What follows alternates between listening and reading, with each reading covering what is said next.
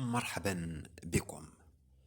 أكدت الجامعة الملكية المغربية لكرة القدم في بلاغ لها نشرته اليوم الاثنين على موقعها الرسمي تجديد الثقة في السيد وليد الركراكي لقيادة المرحلة المقبلة، ومانحة إياه كل وسائل الدعم والمؤازرة من أجل تحقيق المكانة التي تستحقها كرة القدم الوطنية المغربية بصفة عامة، والمنتخب الوطني المغربي بصفة خاصة.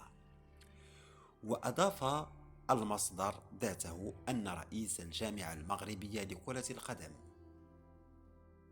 السيد فوزي القجع رئيس لجنة المنتخبات عقد عدة اجتماعات تقييمية مع الناخب الوطني وليد الركراكي بخصوص مشاركة المنتخب الوطني في نهائيات كأس أفريقيا المقامة حاليا بالكوت ديفوار 2023.